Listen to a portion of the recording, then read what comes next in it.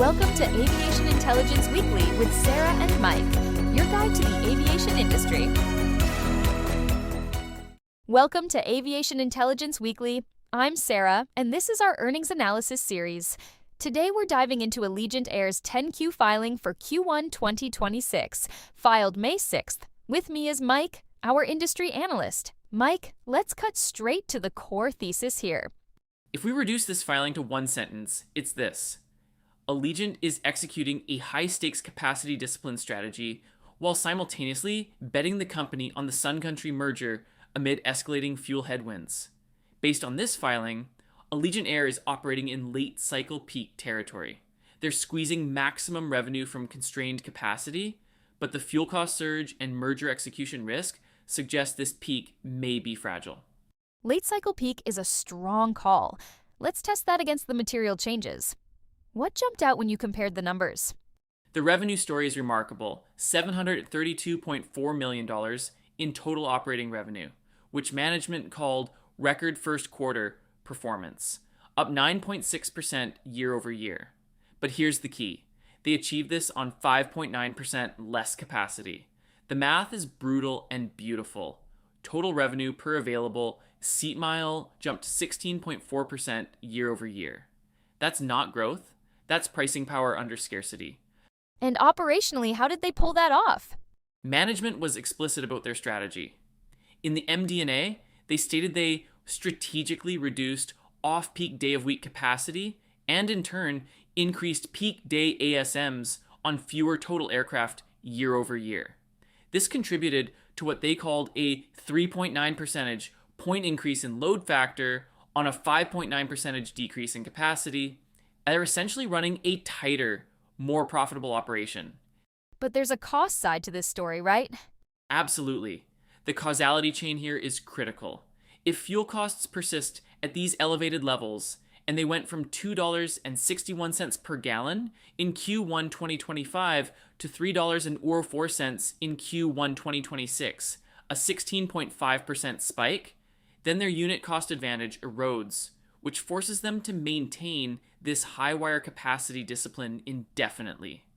Management was clear that fuel expense hit $180.2 million, up $13.9 million year over year, and this was only from 1 month of Middle East conflict impact.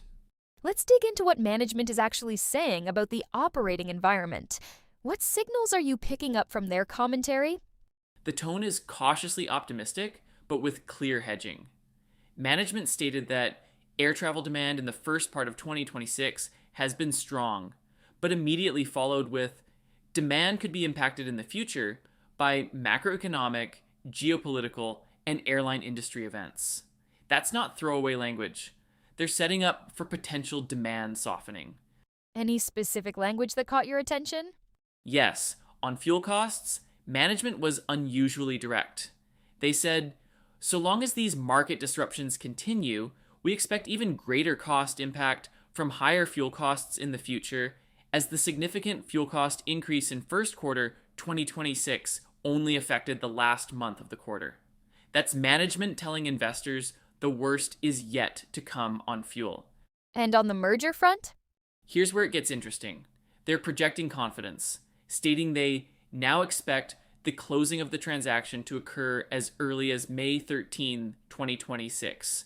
But they also acknowledged several risks associated with the completion of the proposed transaction, and that future results of operations may be affected by regulatory outcomes, integration considerations, transaction-related costs.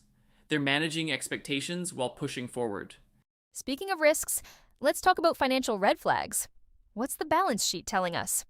From a liquidity standpoint, they're sitting on $283.4 million in cash and equivalents against $1.79 billion in total debt. That's a debt-to-cash ratio of over 6.1.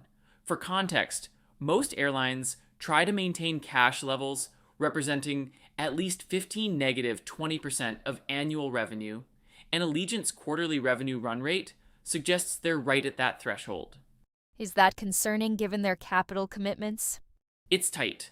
They have forward purchase agreements for 33 aircraft with deliveries between 2026, 2028, and they're expecting 10 more Boeing 737 MAX deliveries just in the last 9 months of 2026. The causality chain here. If the Sun Country merger consumes significant cash and fuel costs remain elevated, their liquidity cushion shrinks rapidly, which could force them to defer aircraft deliveries or tap credit markets at potentially higher rates. There's also this pilot retention bonus situation. Walk me through that. This is a $256 million sword hanging over their head. Management disclosed they've been accruing retention bonuses since May 2023, 35% of current hourly pay rates for most pilots, 82% for first-year first officers. In Q1 2026 alone, they accrued $20.1 million, bringing the total to $256 million. This gets paid out when they ratify a new collective bargaining agreement, and that agreement has been amendable since 2021. What does that mean for cash flow? If they settle the pilot contract, that's a $250 million cash hit. If they don't settle, they risk operational disruption. Management noted they're in mediation with the National Mediation Board, but there's no timeline. This is execution risk at its purest form. Let's move to risk disclosures. Anything new or escalated? Interestingly, no new major risk factors were identified versus prior filings, but the existing risks around fuel volatility and geopolitical events have become very real. Management specifically called out that the recent escalation of hostilities in the Middle East has significantly impacted the market prices of products that are derived from crude oil. So it's not new risks, it's existing risks materializing? Exactly. The Boeing delivery risk is also worth noting. They acknowledged that regulatory focus on increasing quality control standards at Boeing and its suppliers could delay deliveries to us beyond management's current expectations. Given their fleet transition strategy, retiring aging Airbus aircraft while taking Boeing 737 MAX deliveries, any Boeing delays could create capacity constraints. Let's talk about the balance sheet stress test. How does their debt structure look? The debt load is substantial at $1.79 billion, all classified as long-term debt, which suggests they've termed out their obligations. But here's the concerning part. They're in a capital-intensive phase with aircraft deliveries, potential merger costs, and that $256 million pilot retention liability. Their cash generation needs to stay strong to service this structure. What about their cash generation capability? Net income was $42.5 million for the quarter, but that's after fuel headwinds and before the full pilot retention payout. The unit economics are strong when they can maintain pricing power, but that depends on sustained demand and their ability to keep capacity disciplined. If demand softens and they have to add capacity to maintain revenue, the margin compression could be severe. Now let's break down the segment performance. What are the winners and losers? Passenger revenue was the clear winner, up $55 million, or 8.9%, to drive the overall performance. Management attributed this to strong leisure demand, resulting in a 19.8% increase in average scheduled service base fare. That's substantial pricing power in their core leisure market. What about their ancillary revenue streams?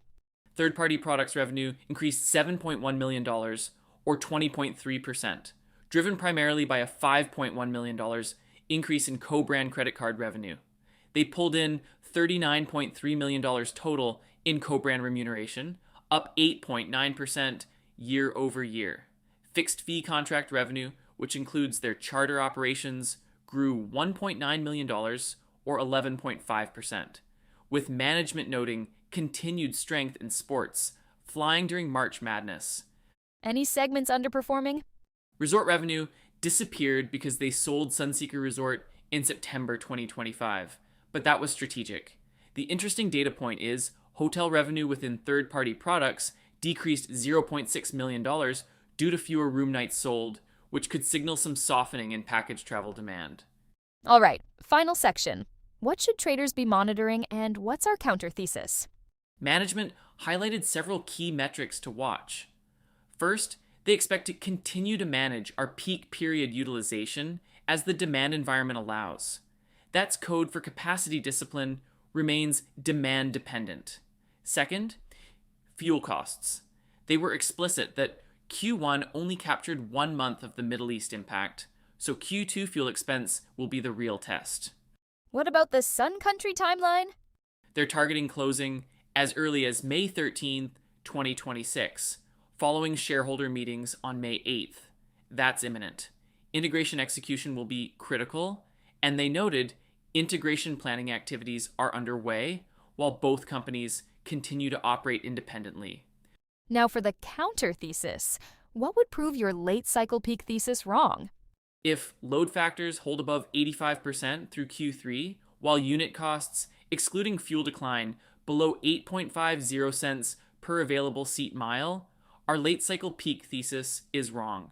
That would suggest they found a sustainable new operating model, rather than just squeezing peak performance from capacity constraints.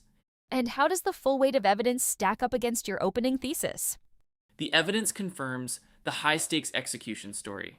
Record revenue on reduced capacity, escalating fuel costs, a $250 million pilot liability, and a transformative merger all happening simultaneously. This is textbook late-cycle peak behavior. Maximum extraction from current assets while betting on a strategic pivot. At current operating margins of roughly 11%, this equity trades like a mid-cycle operator, not a peak cycle performer managing multiple execution risks. Any final valuation framing? The market appears to be pricing in successful merger execution and sustained pricing power. But if fuel stays elevated and demand softens, forcing them to add capacity while managing integration costs and pilot settlements, the margin compression could be swift and severe. That wraps our analysis of Allegiant's Q1 2026 filing. Remember, this analysis is for informational purposes only and should not be considered investment advice. I'm Sarah with Mike. Thanks for listening to Aviation Intelligence Weekly. Thanks, everyone. We'll be back next week with more earnings analysis from the aviation sector.